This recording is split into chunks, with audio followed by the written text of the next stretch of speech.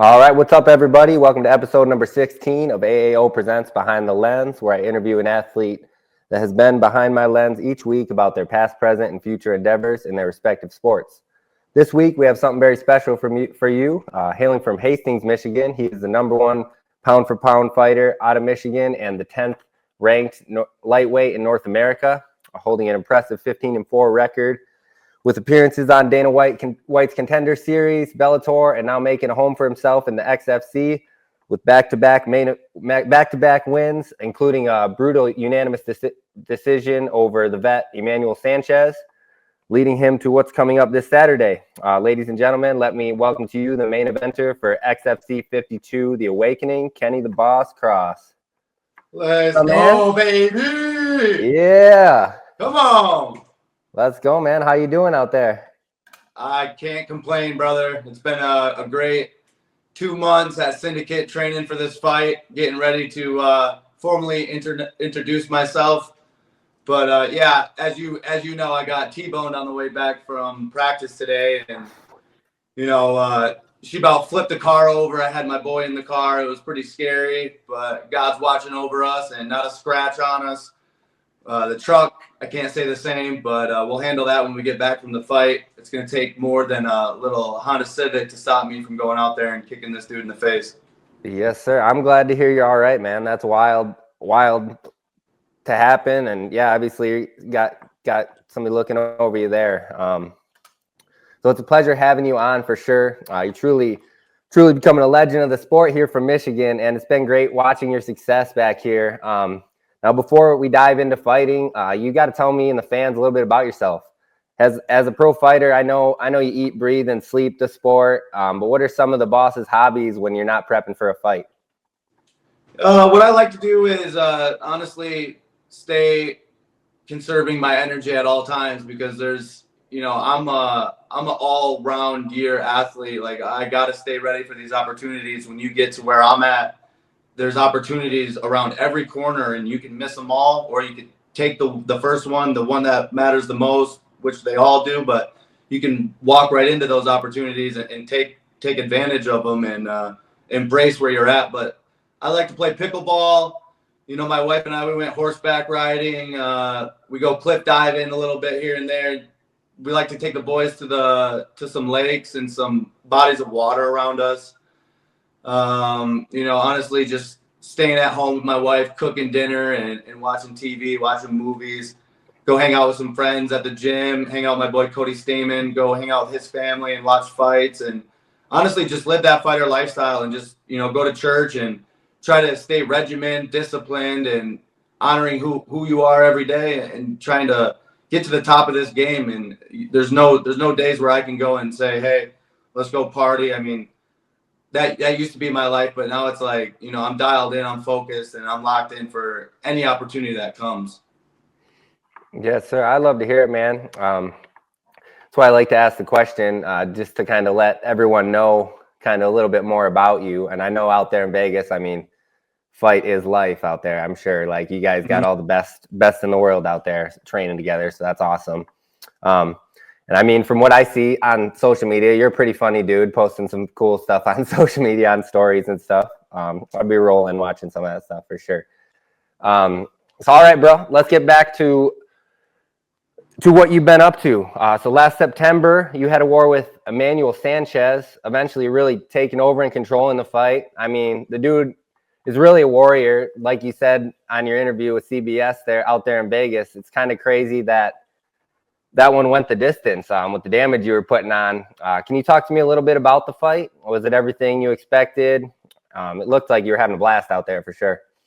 Yeah, honestly, it was what I expected. And I went out there and I grew a lot in that cage with him for 15 minutes. I came out, I did what I wanted to do. I didn't let him dictate my plans. And, I learned as a fighter throughout that fight. I got a lot better fighting him, because it was just the distance management of him being chest to chest with me. I had to learn how to fight close range and in that dirty boxing right there. So, when you hit him with these crazy shots, left hand, head kick, hard hooks, I was hitting him with what I call throwing my purse I missed him with a jab. Bang! And I hit him. I throw my purse at him. Wow. And like I hit him with the Boss Rutan Iron Man palm strike to the face. I watched his eyes glaze back a few times. You know, there was that one time I rocked him. This is all before I even get to the elbow that split him up and gave him a lot of stitches. And, you know, it made him colorblind in there. He didn't know where I was. Everything was red to him, I'm sure. The XFC cage was already red. So I knew once I split him with that elbow, I was going to be hard to find in there, and I really could turn up on him. So I just kept staying to my game plan and knowing I wanted to evolve in that fight. I wasn't waiting to get better when I got back to the gym. Every time you fight is an opportunity to get better. If you just relax and you go in there, you unpucker your butthole and you just let your hands fly. But, you know, a lot of people will go in there and just try not to lose and feel the pressure of failure, and that will kind of corrupt their entire embodiment of what they've worked on. And, you know, I've been there where it's like, I just wanted this guy, I missed one strike and all of a sudden I start changing who I am.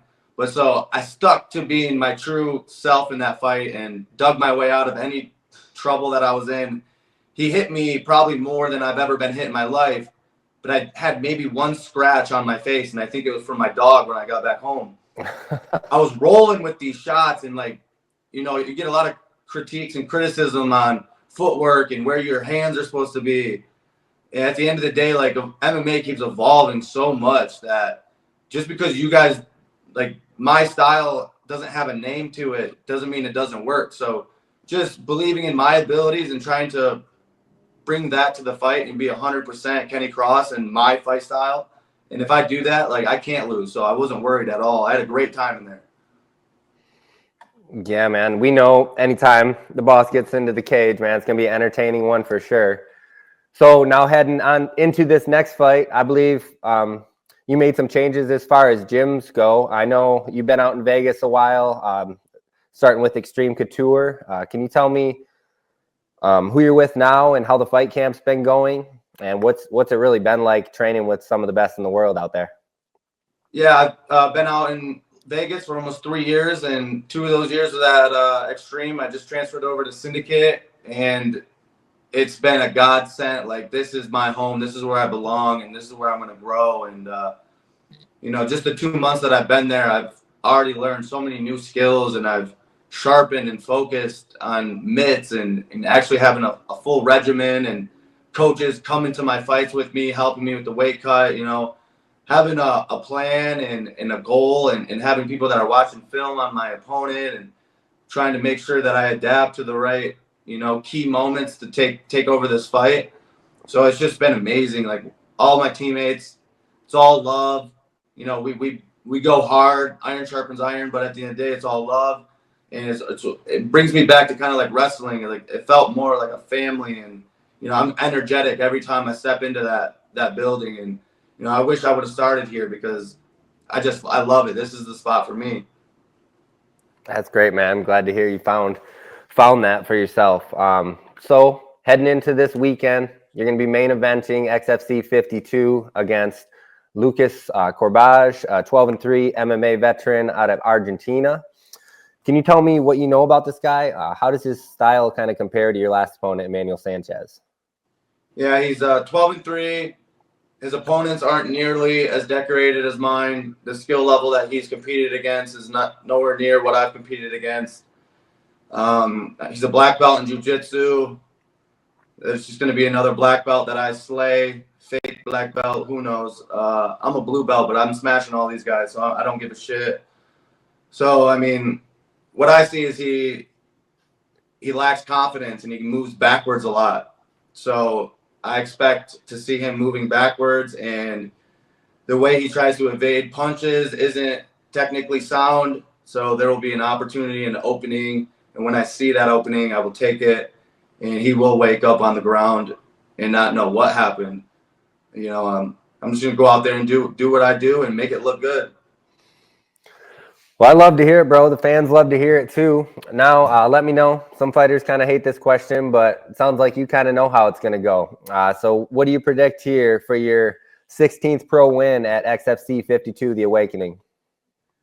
I'm going to go with a first round KO or a second round KO, depending on if I want to go to the ground. If that presents itself, you guys will see me arrest this guy And once I grab his wrist and I put him behind his back, you'll hear me say, "Stop resisting."